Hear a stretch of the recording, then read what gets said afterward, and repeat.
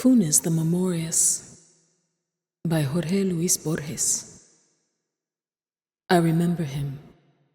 I scarcely have the right to use this ghostly verb. Only one man on earth deserved the right, and he is dead.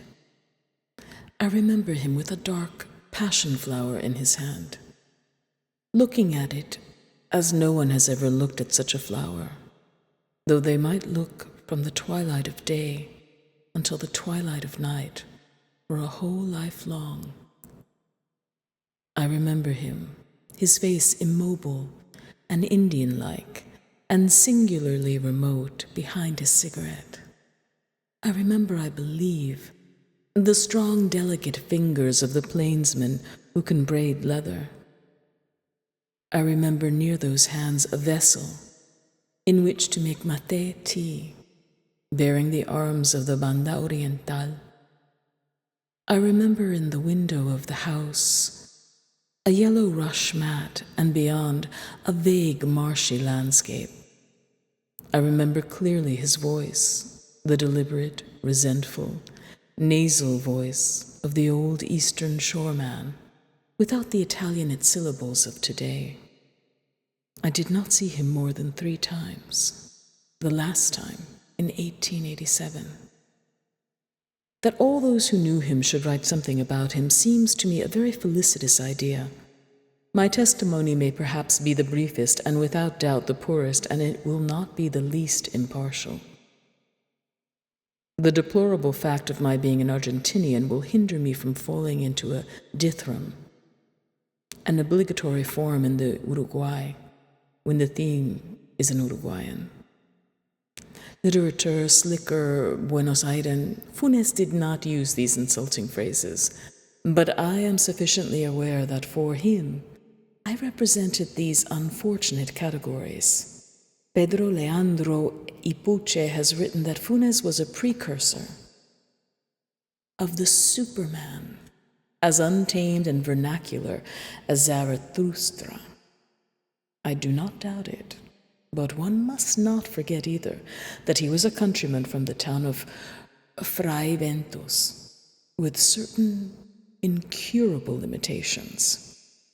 My first recollection of Funes is quite clear.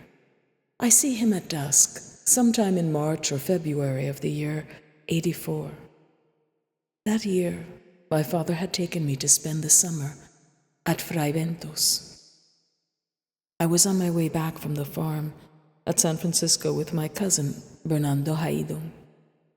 He came back singing, on horseback, and this last fact was not the only reason for my joy. After a sultry day, an enormous late gray storm had obscured the sky. It was driven on by a wind from the south. The trees were already tossing like madmen, and I had the apprehension, the secret hope, that the elemental downpour would catch us out in the open. We were running a kind of race with the tempest. We rode into a narrow lane which wound down between 2 enormously high brick footpaths. It had grown black of a sudden. I now heard rapid, almost secret steps above. I raised my eyes and saw a boy running along the narrow, cracked path, as if he were running along a narrow, broken wall. I remember the loose trousers, tight at the bottom, the hemp sandals. I remember the cigarette in the hard visage, standing out against the by now limitless darkness. Bernardo unexpectedly yelled to him, "What's the time, Ireneo?" Without looking up, without stopping, Ireneo replied, "In 10 minutes it will be 8 o'clock, child Bernardo Juan Francisco." The voice was sharp, mocking. I'm so absent-minded that the dialogue which I have just cited would not have penetrated my attention if it had not been repeated by my cousin, who was stimulated, I think, by a certain local pride and by a desire to show himself indifferent to the other's 3-sided reply. He told me that the boy above us in the pass was a certain Ireneo Funes, renowned for a number of eccentricities, such as having of nothing to do with people and of always knowing the time like a watch. He added that Ireneo was the son of Maria Clementina Funes, an ironing woman in the town, and that his father, some people said, was an Englishman named O'Connor, a doctor in the salting fields, though some said the father was a horsebreaker or scout from the province of El Salto. Ireneo lived with his mother at the edge of the country house of the Laurels. In the years 85 and 86, we spent the summer in the city of Montevideo. We returned to Fray Brentos in 87. As was natural, I inquired after my acquaintances, and finally about the chronometer Funes. I was told that he had been thrown by a wild horse at the Francisco Ranch, and that he had been hopelessly crippled. I remember the impression of uneasy magic which the news provoked in me. The only time I had seen him, we were on horseback, coming from San Francisco, and he was in a high place. From the lips of my cousin Bernardo, the affair sounded like a dream, elaborated with elements out of the past. They told me that Ireneo did not move now from his cot, but remained with his eyes fixed on the backyard fig tree or on a cobweb.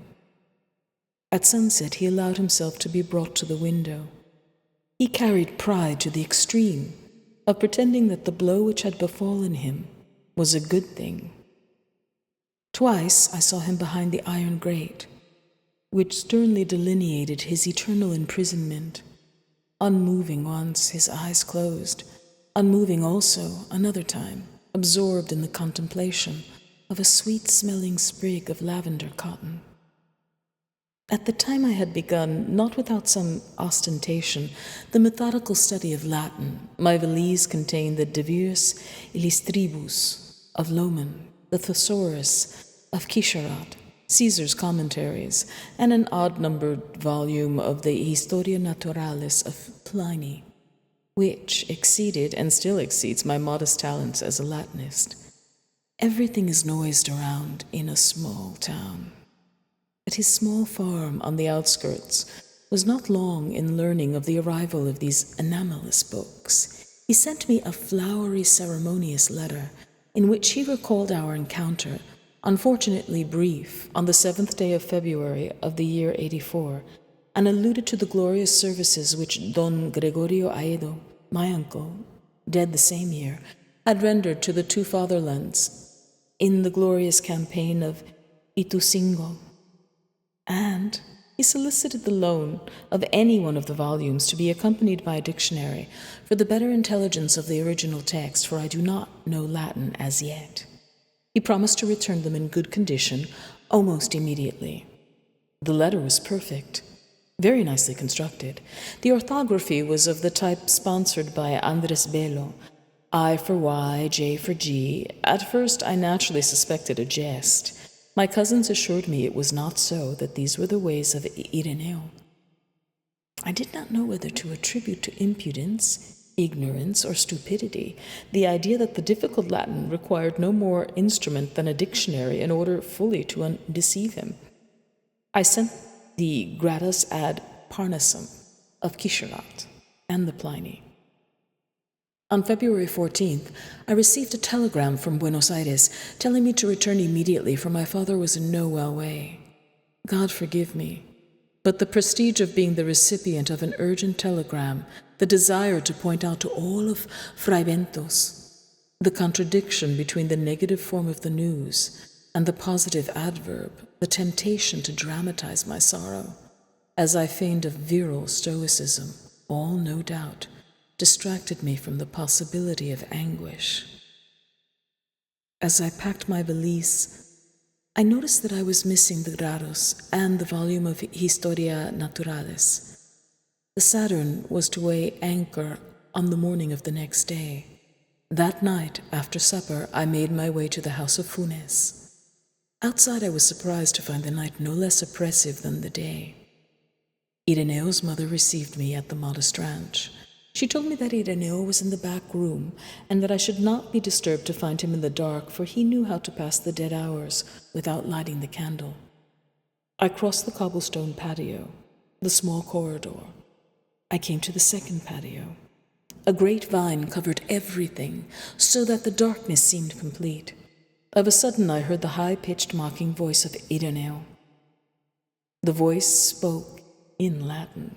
The voice, which came out of the obscurity, was reading with obvious delight a treatise or prayer or incantation. The Roman syllables sounded in the earthen patio. My suspicion made them seem undecipherable, interminable. Afterwards, in the enormous dialogue of that night, I learned that they made up the first paragraph of the 24th chapter of the 7th book of the Historia Naturalis. The subject of this chapter is memory. The last words are ut nihil non isidem verbis veduretur auditum. Without the least change in his voice, Ireneo bade me come in. He was lying on the cot, smoking. It seems to me that I did not see his face until dawn. I seem to recall the momentary glow of the cigarette.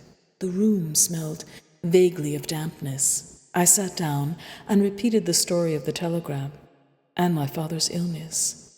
I come now to the most difficult point in my narrative, for the entire story has no other point, the reader might as well know it by now, than this dialogue of almost half a century ago. I shall not attempt to reproduce his words, now irrecoverable. I prefer truthfully to make a resume of the many things Ireneo told me. The indirect style is remote and weak. I know that I sacrifice the effectiveness of my narrative. But let my readers imagine the nebulous sentences which clouded that night.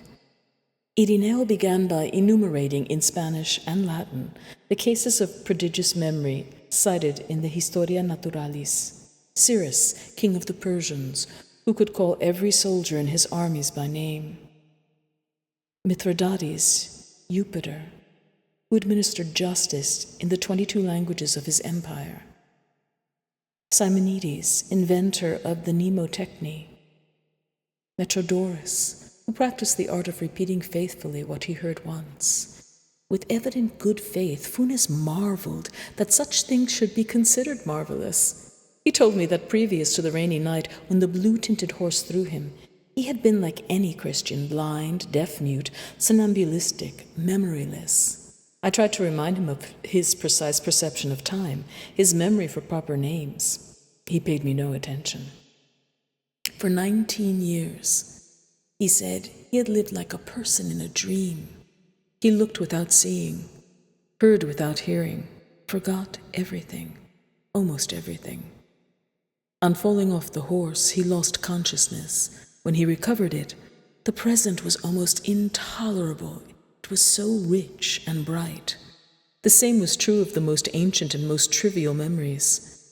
A little later he realized that he was crippled. This fact scarcely interested him.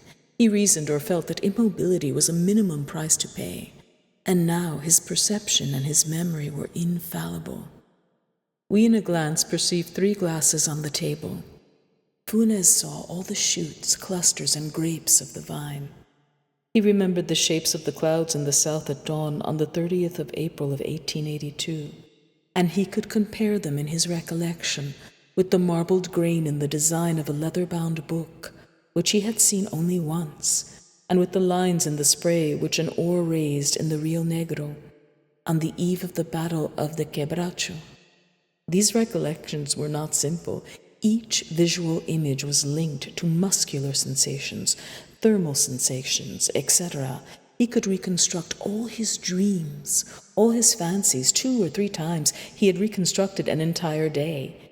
He told me, I have more memories in myself alone than all men have had since the world was a world. And again, my dreams are like your vigils. And again, toward dawn, my memory, sir, is like a garbage disposal. A circumference on a blackboard, a rectangular triangle, a rome, are forms that we can fully intuit. The same held true with Ireneo for the tempestuous mane of a stallion, a herd of cattle in a pass, the ever-changing flame or the innumerable ash, the many faces of a dead man during the course of a protracted wake. He could perceive I do not know how many stars in the sky. These things he told me neither then nor at any time later did they seem doubtful. In those days, neither the cinema nor the phonograph yet existed. Nevertheless, it seemed strange, almost incredible, that no one should have experimented on Funes. The truth is that we all live by leaving behind. No doubt we all profoundly know that we are immortal, and that sooner or later every man will do all things and know everything. The voice of Funes, out of the darkness, continued.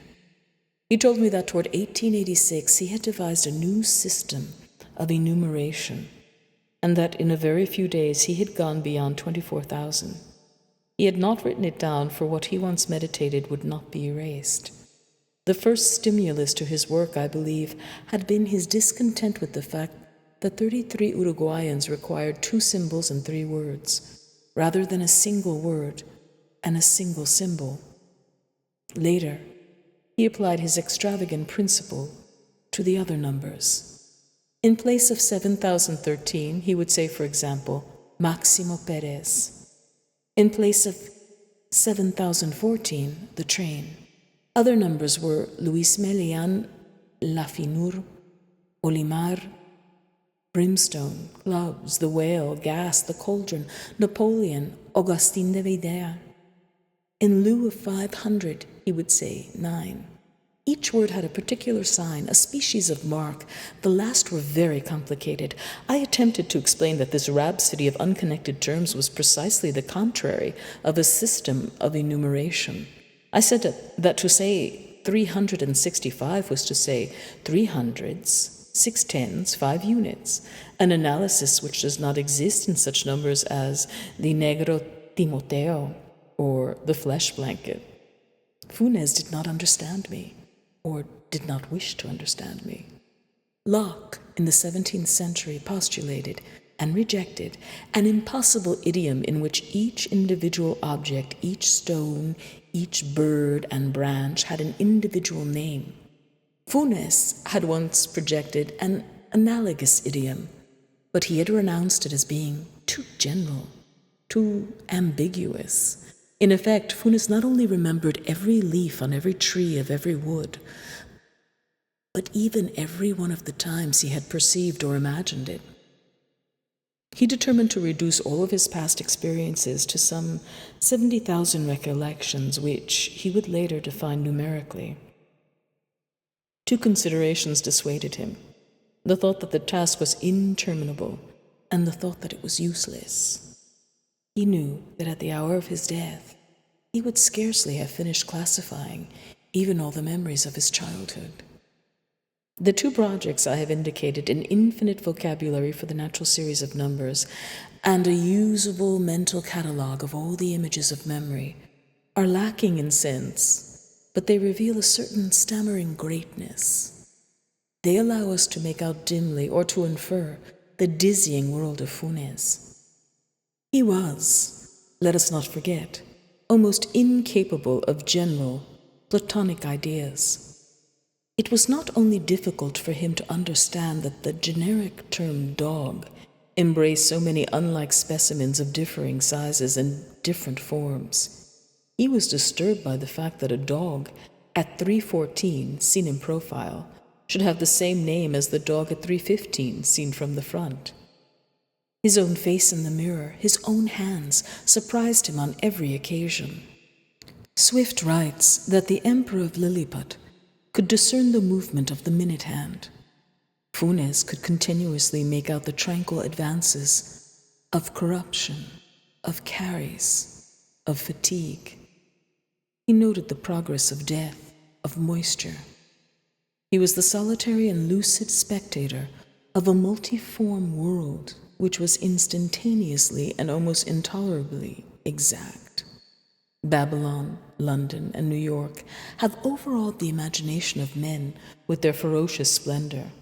No one in those populous towers or upon those surging avenues has felt the heat and pressure of a reality as indefatigable as that which day and night converged upon the unfortunate Ireneo in his humble South American farmhouse. It was very difficult for him to sleep. To sleep is to be abstracted from the world. Funes, on his back in his cot in the shadows, imagined every crevice and every molding of the various houses which surrounded him. I repeat, the least important of his recollections was more minutely precise and more lively than our perception of a physical pleasure or a physical torment. Towards the east, in a section which was not yet cut into blocks of homes, there were some new unknown houses. Funes imagined them black, compact, made of a single obscurity. He would turn his face in this direction in order to sleep. He would also imagine himself at the bottom of the river, being rocked and annihilated by the current. Without effort, he had learned English, French, Portuguese, Latin. I suspect, nevertheless, that he was not very capable of thought. To think is to forget a difference, to generalize, to abstract. In the overly replete world of Funes, there were nothing but details, almost contiguous details. The equivocal clarity of dawn penetrated along the earthen patio. Then it was that I saw the face of the voice which had spoken all through the night. Ireneo was 19 years old. He had been born in 1868. He seemed as monumental as bronze, more ancient than Egypt, anterior to the prophecies in the pyramids. It occurred to me that each one of my words, each one of my gestures, would live on in his implacable memory. I was benumbed by the fear of multiplying superfluous gestures. Ireneo Funes died in 1889 of a pulmonary congestion.